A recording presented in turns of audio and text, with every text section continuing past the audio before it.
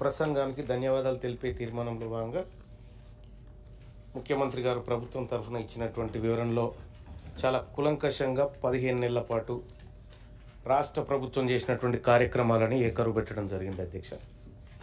అయితే ఇక్కడ ప్రభుత్వానికి నేను ఒక సూచన చేయదలుచుకున్నా అధ్యక్ష.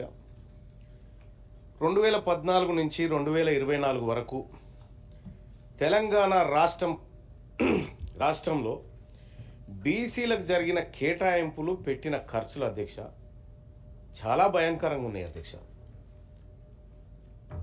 ఓబీసీల హాస్టల్స్ మెయింటెనెన్స్ కోసం 3,915 కోట్ల రూపాయలు కేటాయిస్తే ఖర్చు పెట్టింది 2,914 కోట్ల అధ్యక్ష.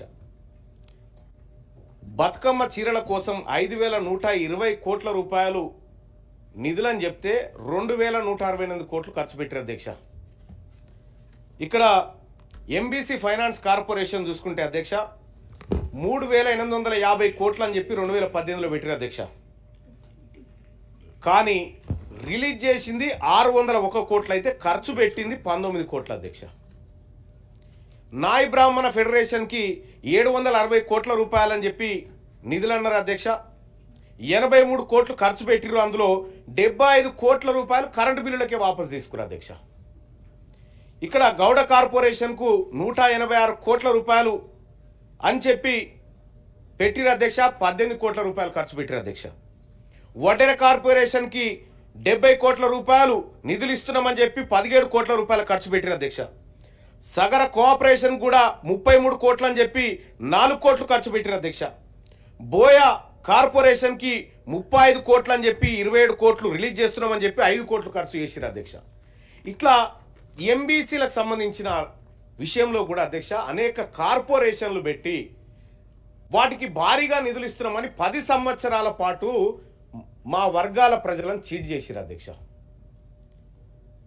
పోయిన బడ్జెట్లో మనం కూడా ఈ గవర్నమెంట్ కామారెడ్డి డిక్లరేషన్లో భాగంగా బీసీలకు ప్రతి ఏడాది 20,000 కోట్ల రూపాయలను బడ్జెట్లో పెడతామని చెప్పడం జరిగింది అధ్యక్ష.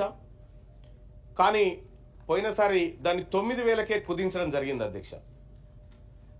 దయచేసి తమరి ద్వారా ప్రభుత్వానికి గౌరవ ముఖ్యమంత్రి గారికి తెలియజేయదలుచుకున్న అధ్యక్ష, పోయినసారి పెట్టలేకపోయినటువంటి నిధులను ఈసారి పెట్టాల్సినటువంటి మన మేనిఫెస్టో ప్రకారం చెప్పినటువంటి 20,000 కోట్ల నిధులను పెట్టి ఇటీవల కాలంలో రాష్ట్ర ప్రభుత్వం కూడా లెక్క అనుకుంటుంది కాబట్టి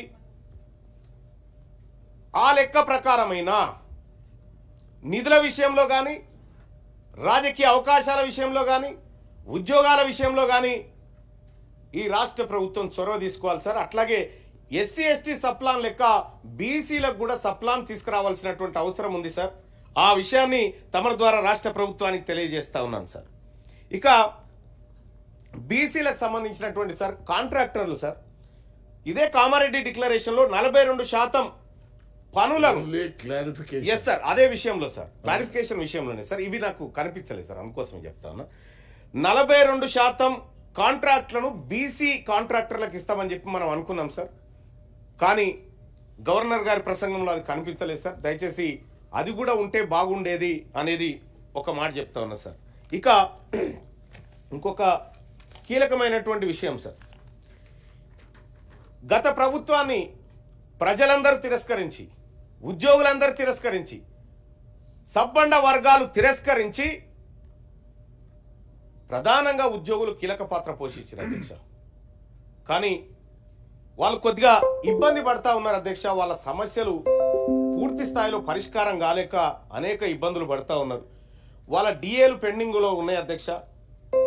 ఉద్యోగుల పెండింగ్ బిల్లులు చాలా కాలంగా చెల్లింపులు లేకుండా అట్లా పేరుకపోతా ఉన్నాయి. రిటైర్ అయినటువంటి ఉద్యోగి ఏడాది కాలం నుంచి బెనిఫిట్స్ కోసం ఎదురు చూస్తూ ఉన్నాడు అధ్యక్ష. ఇట్లా అనేక రకాలైనటువంటి సమస్యలు మనల్ని నమ్ముకున్నటువంటి అంటే మనం ఏదైతే ప్రజలకు హామీ ఇచ్చినామో ఆ హామీలను నమ్ముకున్నటువంటి ప్రజల నుంచి వస్తున్నటువంటి ప్రశ్నలు అధ్యక్ష. వాటన్నిటికీ పరిష్కార మార్గం ఇక్కడ దొరకాలని కోరుకుంటా ఉన్న అధ్యక్ష. అలాగే తెలంగాణ రాష్ట్ర ప్రభుత్వం ప్రతిష్టాత్మకంగా బీసీలకు 42% రిజర్వేషన్ ఇవ్వాలని నిర్ణయం తీసుకున్నటువంటి ధర్మిలా ఈ రాష్ట్ర ప్రభుత్వానికి బీసీ ప్రజల పక్షాన ధన్యవాదాలు తెలియజేస్తూనే దాన్ని పూర్తి స్థాయిలో ఇంప్లిమెంట్ చేసి ఈ రాష్ట్రంలో బీసీలకు అత్యధిక రాజకీయ వాటా స్థానిక సంస్థల్లో దక్కేలా చూడాలని చెప్పి తమరి ద్వారా ఇక లెక్కల విషయానికి పోవాల్సినటువంటి అవసరం లేదు అధ్యక్ష. ఇక మేము కూడా పోవాలనుకోవట్లేదు. రాష్ట్ర ప్రభుత్వం ఏదో లెక్క అంటుంది, మేము గౌరవిస్తున్నాం.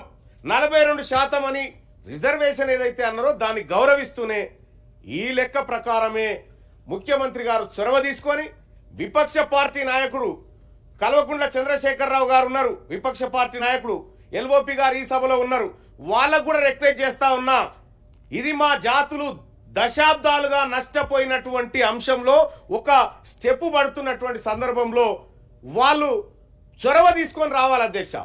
అలాగే భారతీయ జనతా పార్టీ కూడా రిక్వెస్ట్ చేస్తా ఉన్నాం అధ్యక్ష. ఇక్కడి నుంచి నిజంగా మా బీసీల పట్ల ప్రేమ కనుక ఉంటే, మా బీసీల పట్ల ఈ దేశంలో ఉన్నటువంటి పార్టీలకు ప్రేమ ఉంటే ఖచ్చితంగా 42% రిజర్వేషన్ అమలు చేయడం కోసం అందరూ కలిసి అఖిలపక్షంగా ప్రధానమంత్రి నరేంద్ర మోడీ గారి దగ్గరికి పోవాలి, కేంద్ర ప్రభుత్వం దగ్గరికి పోవాలి, పోయి మెప్పించాలి.